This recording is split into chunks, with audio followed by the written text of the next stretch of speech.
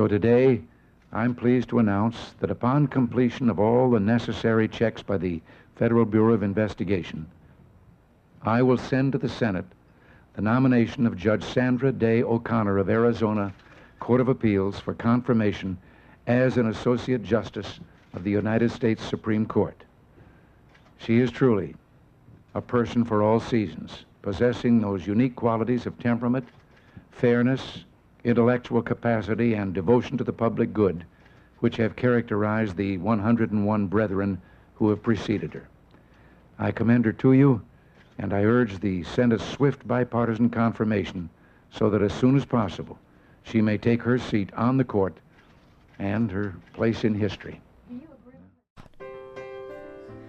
After years of hard work and facing many challenges, Sandra Day O'Connor served as a pioneer for the law field by receiving a nomination from President Ronald Reagan and becoming the first female justice in the Supreme Court of the United States.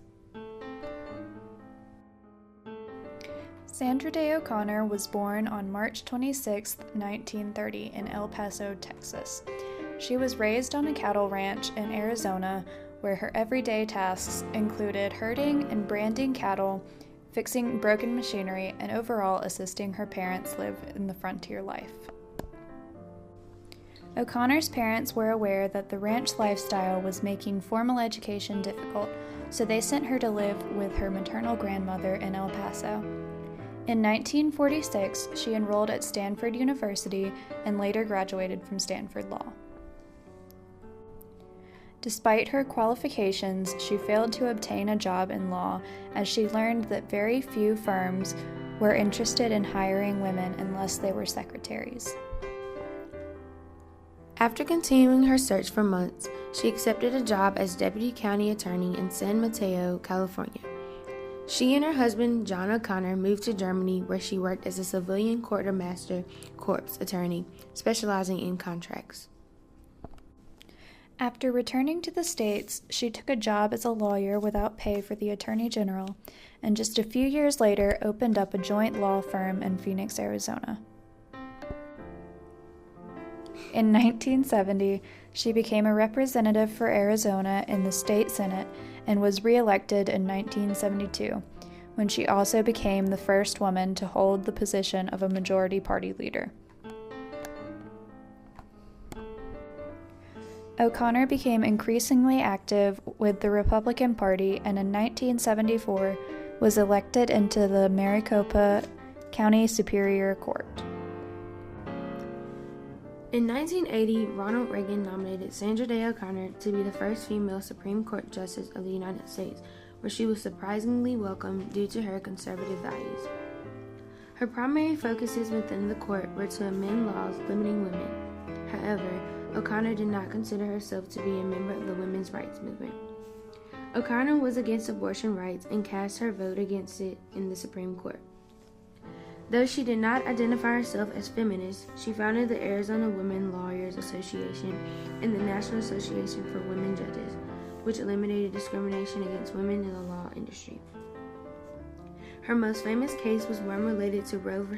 Wade, which made abortions legal within the United States. O'Connor voted for the movement, despite her moral opinions.